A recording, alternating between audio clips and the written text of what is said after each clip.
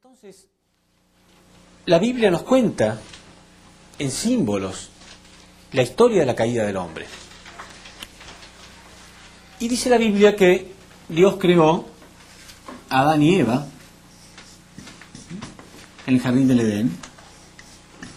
Ellos dos estaban en el jardín del Edén, creciendo normalmente. Y en el centro del jardín del Edén había dos árboles. Uno que se llamaba el árbol de la vida,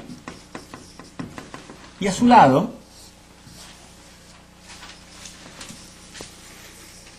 el árbol de la ciencia del bien y del mal. Y que Dios le dijo a Adán y Eva que ellos no deberían comer del fruto del árbol de la ciencia del bien y del mal. O sea, ese árbol tenía un fruto que Dios había pedido a Adán y Eva que no lo comieran, diciéndoles: el día que coman de ese fruto, ciertamente morirán.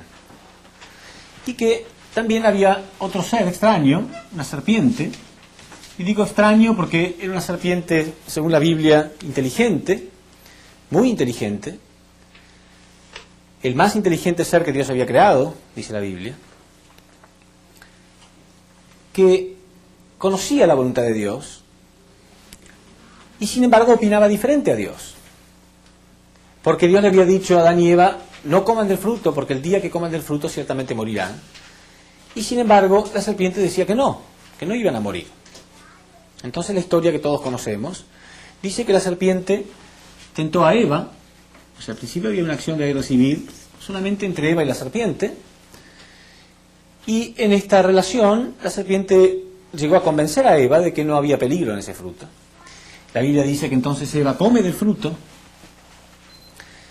y que después de esto ella convida este fruto a Adán también. Ambos estaban creciendo en el jardín del Edén. Y como ellos comieron del fruto que no deberían haber comido, entonces Dios los echa del jardín del Edén. Y esa es la historia que ha quedado siempre durante miles de años. Y mucha gente lo ha tomado como si fuera simplemente una historia literal, que así fue como ocurrió. El pecado se había originado a través de ese fruto. Y durante miles de años las personas se han preguntado: ¿por qué ese fruto era tan serio? ¿Qué representa realmente ese fruto? Si podemos deducir realmente lo que es ese fruto, podemos entender lo que produjo la caída del hombre. Durante muchos años la gente ha pensado que ese fruto quizá era literal y que simplemente Dios lo puso ahí para poner a prueba a Adán y Eva. Bueno, encontramos entonces dos posibilidades. El fruto puede ser literal o puede ser simbólico. En realidad, Jesús dijo en Mateo, capítulo 15, versículo 11, dijo: no es lo que entra por la boca lo que hace impuro al hombre. ¿Por qué? ¿Qué significa esto? Si nosotros vemos, como en la primera parte, la relación entre el mundo espiritual y el mundo físico, dijimos que el hombre tiene un espíritu y un cuerpo físico, y que el universo estaba regido por principios. Quiere decir que hay leyes espirituales y leyes físicas. Si una persona viola una ley física, por ejemplo la ley de gravedad, ¿se va a ir al infierno espiritualmente? No, se lastimará físicamente. Si una persona viola una ley espiritual, ¿se va a notar físicamente? No necesariamente. O sea que hay leyes espirituales y leyes físicas. La Biblia dice que Dios le dijo a Adán y Eva que el día que coman del fruto ciertamente morirán. Ellos comieron del fruto y no murieron ese día físicamente, ni al día siguiente ni al año siguiente, vivieron mucho tiempo más, pero sí murieron espiritualmente.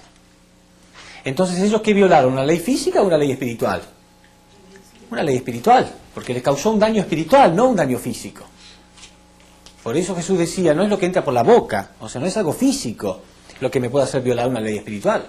No es lo que entra por la boca lo que hace impuro al hombre. Bueno, es obvio que ese fruto no era una prueba de Dios, por varias razones. Primero y principal, no existía el mal. Dios había creado a sus hijos a imagen y semejanza de Él. Él sabía que sus hijos no tenían nada de malo. No necesitaba ponerlos a prueba. Para que exista el amor verdadero, hace falta la confianza verdadera. ¿Ustedes sienten facilidad en amar a alguien en quien desconfían? Muy difícil, ¿no? Si desconfiamos en alguien, es muy difícil amarlo.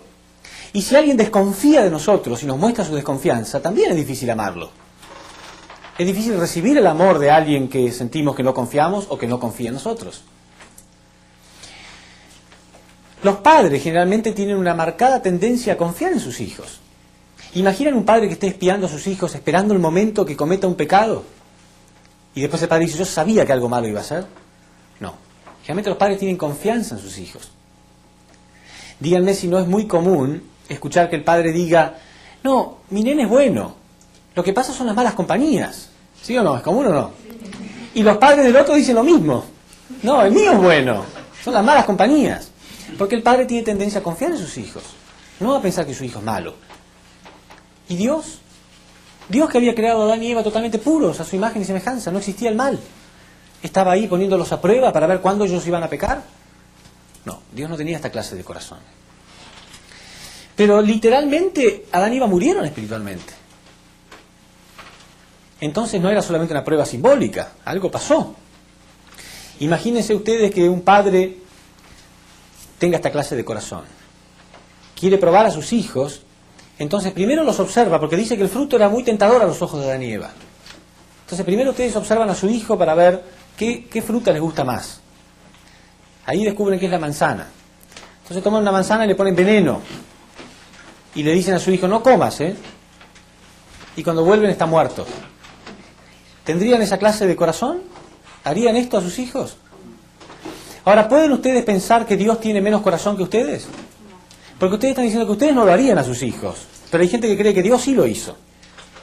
¿Entonces quiere decir que Dios tiene menos corazón que el hombre? No, no es razonable. Entonces debemos encontrar otra explicación.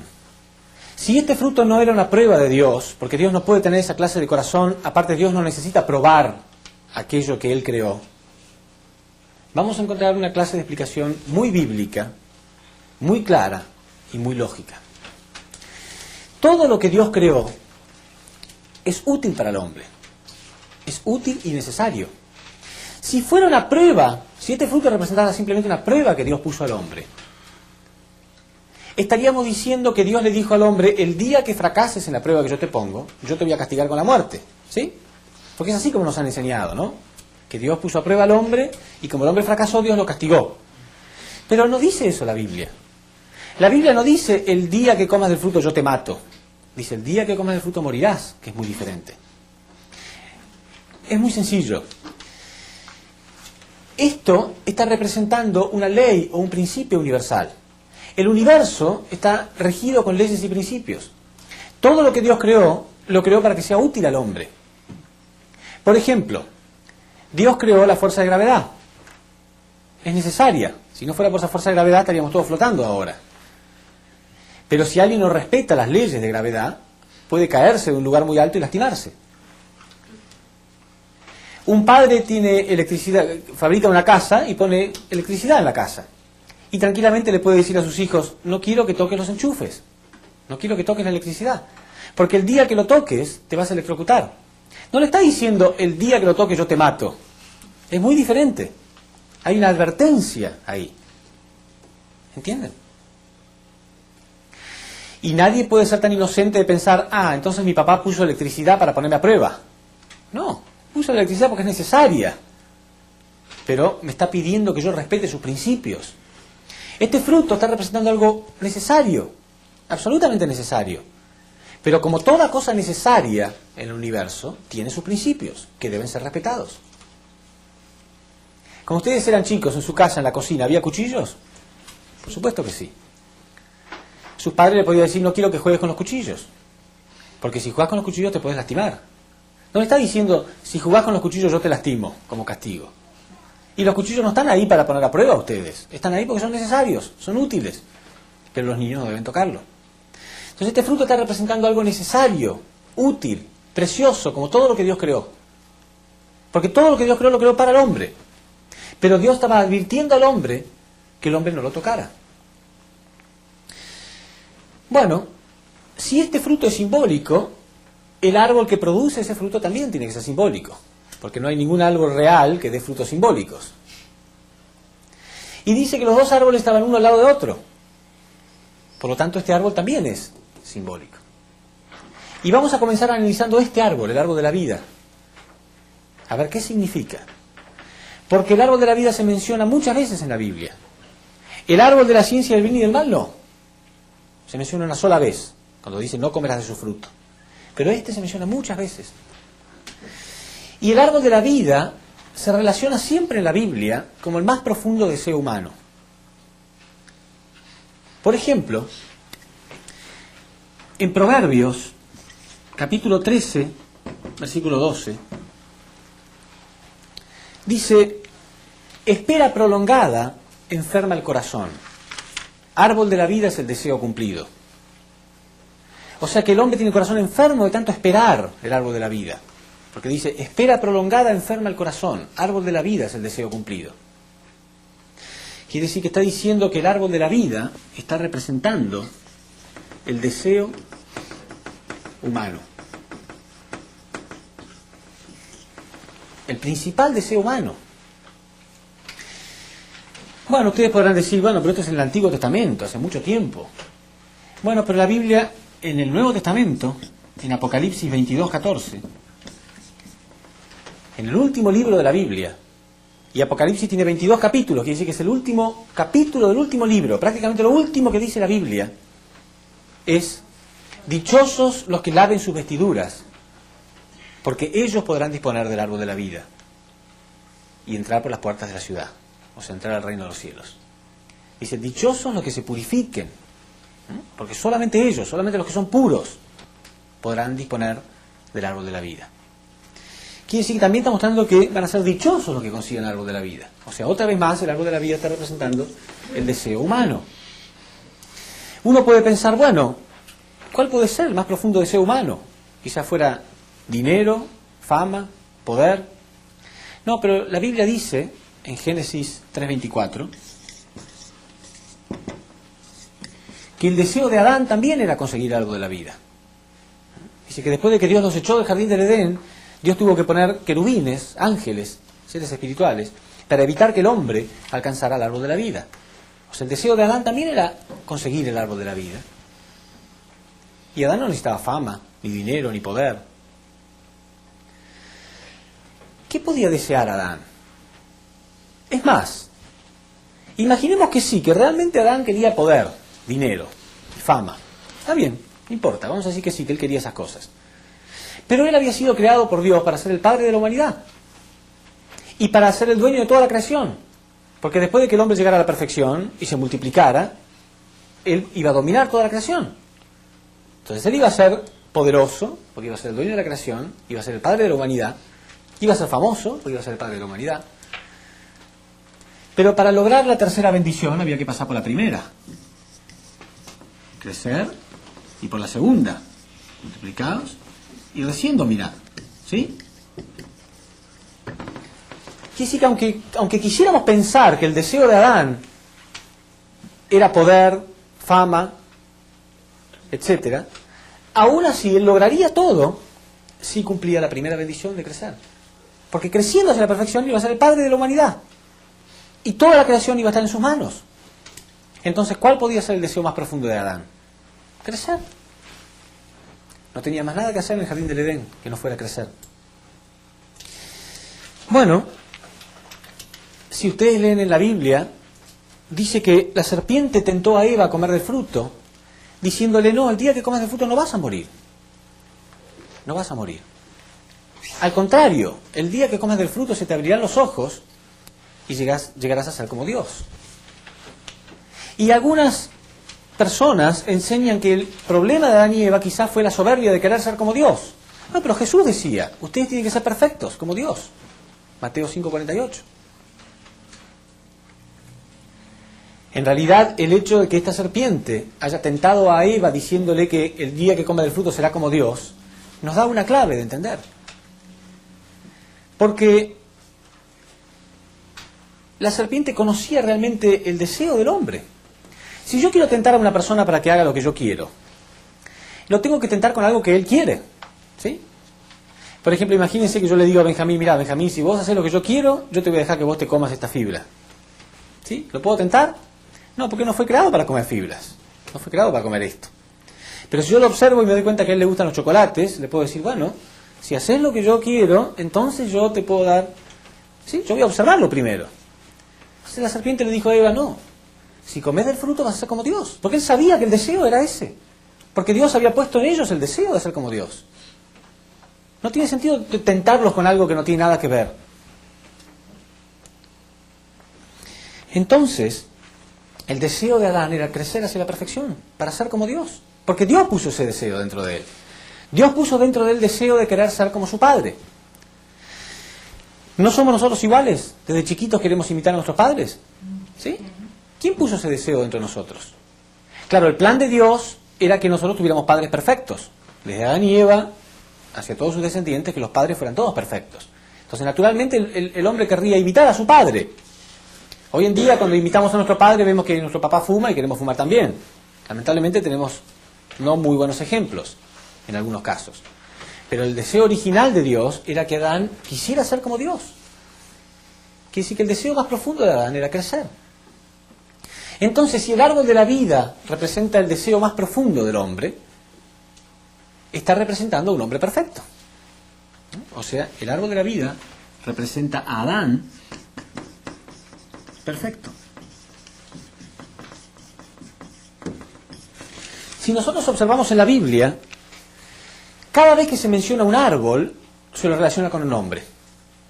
Jesús decía que Él era el olivo verdadero, nosotros olivos silvestres. Él decía, yo soy la vid, vosotros los sarmientos.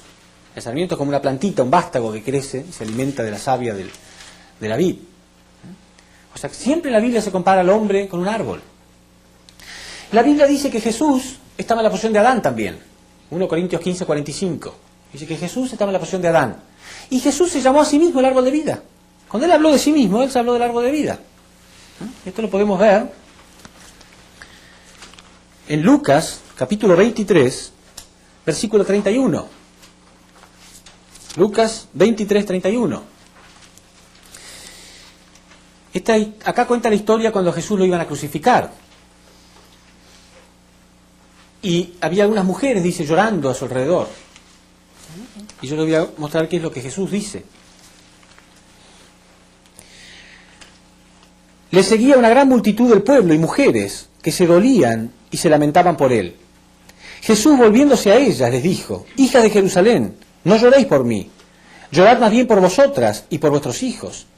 Porque llegarán días en que se dirán, dichosas las estériles, las entrañas que no engendraron y los pechos que no criaron. Entonces se pondrán a decir a los montes, caed sobre nosotras, y a las colinas, cubridnos. Porque si esto es lo que hacen con el árbol verde, ¿qué es lo que no harán con el árbol seco? O sea, si él, que era un hombre perfecto, un hombre verdadero, él estaba en la posición de Adán, y era perfecto. Él que estaba en la posición de Adán perfecto, dice, si esto es lo que hacen con un árbol verde es un árbol que está con vida, ¿no es cierto? ¿Qué es lo que no harán con un árbol seco? O sea, que él se llamó a sí mismo árbol de vida. Y Jesús, dice la Biblia, estaba en la posición de Adán, de segundo Adán o de último Adán. Entonces, si Jesús en la posición de Adán representa el árbol de la vida, este árbol de la vida también está representando a este Adán perfecto. Y si este árbol representa a Adán, aquel árbol que estaba a su lado, ¿a quién representa? A Eva. Pero se lo llama árbol de la ciencia del bien y del mal. O sea que Eva podía tomar el camino del bien o el camino del mal. Quiere decir que ella no era perfecta todavía. Porque una vez que uno es perfecto es la encarnación del bien. Quiere decir que Eva, este árbol está representando a Eva inmadura.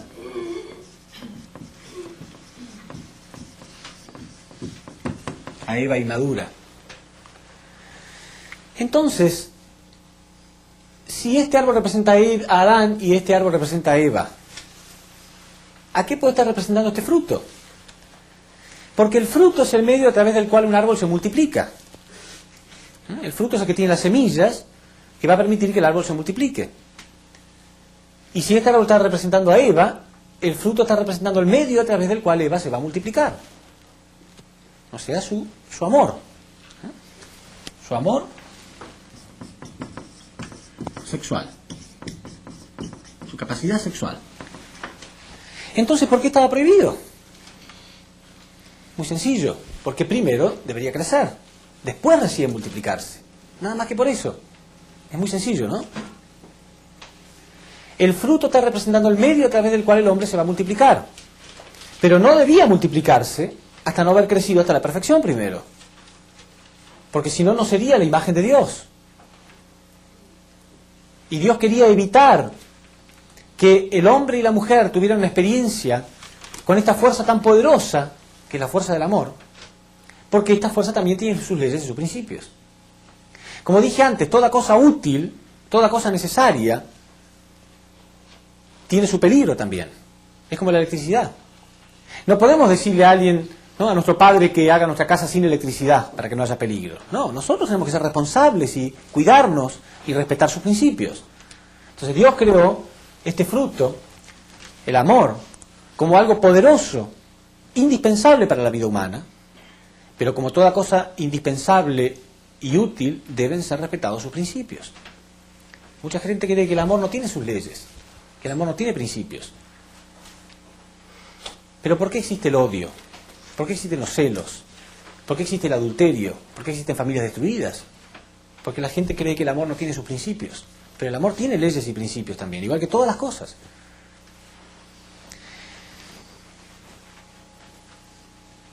Pero continuemos con el relato bíblico, a ver si es lógico o no. Porque dice la Biblia que cuando ellos comieron del fruto, se sintieron avergonzados y se taparon sus partes sexuales. Uno esconde aquello con lo que pecó. Bueno, ellos se taparon las partes sexuales. Si hubiera sido un fruto literal, imagínense ustedes, alguien les dice que no coman una fruta, y cuando la persona entra, ustedes están comiendo, esconderían los restos o taparían su boca. Pero no van a taparse las partes sexuales. Pero si uno pecó con las partes sexuales, entonces sí, tiene sentido. Pero más aún, Dios conecta ambas cosas, porque dice la Biblia que Adán se escondía de Dios. Entonces Dios encuentra a Adán y le dice, ¿por qué te escondes? Y Adán contestó, me escondo porque estoy avergonzado, porque estoy desnudo. Y Dios le dice, ¿por qué te diste cuenta ahora de que estás desnudo y no antes? ¿Acaso comiste del fruto?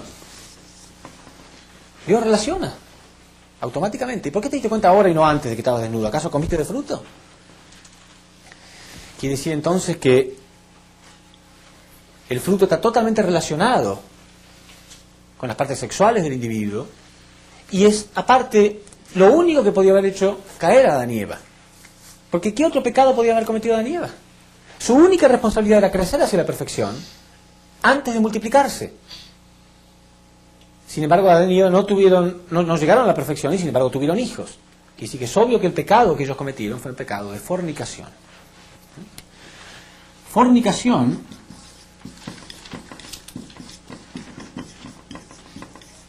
es el nombre que se le da a un acto sexual ilícito, a una relación de amor fuera de la voluntad de Dios. Bien, es muy razonable, porque a partir de ese momento, después de la caída humana, durante toda la historia, el pecado de fornicación y de adulterio fue considerado el peor de los pecados para todas las religiones principales de la historia humana. Cualquier religión tiene el pecado de fornicación y de adulterio como el peor de los pecados. El pueblo elegido de Dios tenía la obligación de que cuando naciera un niño se le practicaba la circuncisión, que era un corte en sus partes sexuales para que derramara sangre. O sea que ya tenía que, de algún modo, pagar algún precio, porque el pecado original fue originado por las partes sexuales. Entonces el pueblo elegido de Dios era principalmente el pueblo que tenía que purificarse de ese pecado.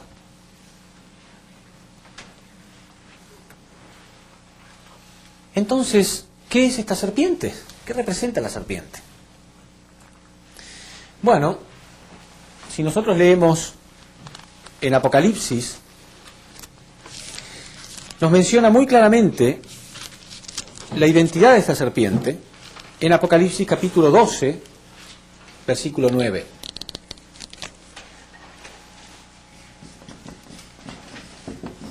Dice así: y fue arrojado el gran dragón, la serpiente antigua, el llamado Diablo y Satanás, el seductor del mundo entero, fue arrojado a la tierra, y sus ángeles fueron arrojados con él. O sea, la Biblia está diciendo que la serpiente antigua, dice la Biblia, porque está hablando de aquella serpiente del primer libro de la Biblia, fue arrojado también, cuando Dios echó a todos del jardín del Edén, y sus ángeles también fueron arrojados. Quiere decir que el énfasis hay que ponerlo ahí. Sus ángeles.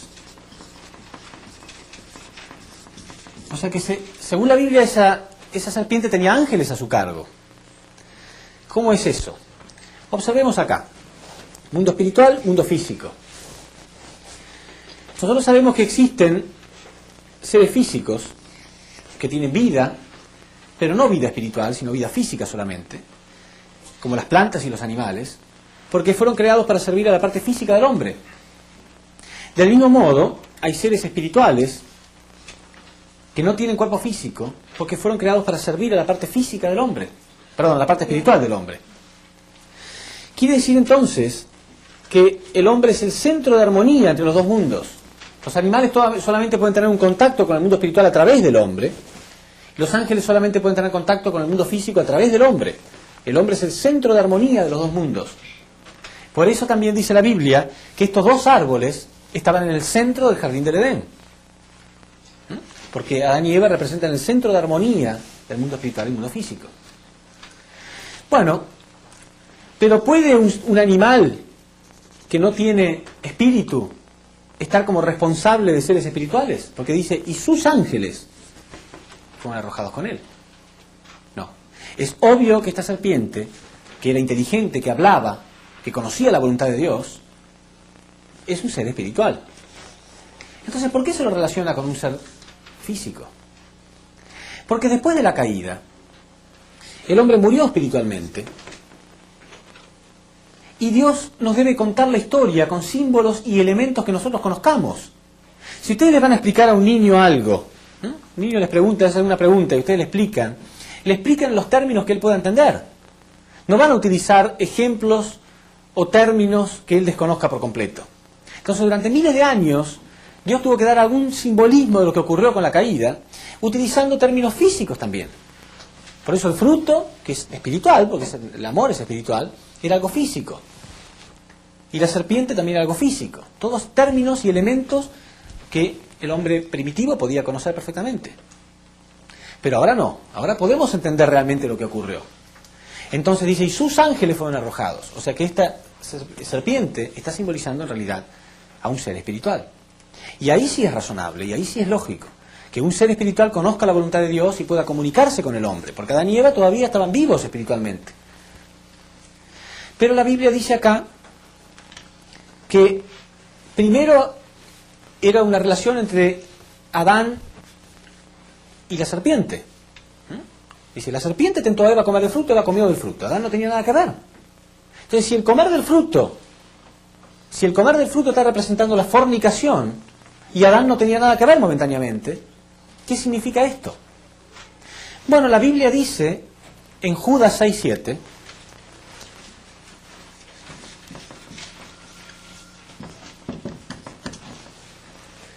que el pecado de los ángeles también fue el pecado de fornicación. Sí, es absolutamente posible que un ser espiritual tenga un contacto con el espíritu de una persona, sustancialmente.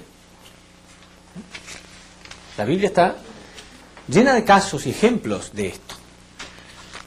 Entonces, en Judas 6:7 dice esto. Dice, y además que a los ángeles que no mantuvieron su dignidad, sino que abandonaron su propia morada, los tiene guardados con ligaduras eternas bajo tinieblas, para el juicio del gran día. Y lo mismo Sodoma y Gomorra y las ciudades vecinas, que como ellos fornicaron y se fueron tras una carne diferente. Y a los ángeles que no mantuvieron su dignidad, y al igual que Sodoma y Gomorra fornicaron. Quiere decir entonces que la Biblia está diciendo que el pecado de esta serpiente, del ángel, también fue el pecado de fornicación. Entonces, ¿qué fue lo que ocurrió? Vamos a ver a continuación el proceso de la caída y la motivación. ¿Qué fue lo que produjo la caída de Adán y Eva?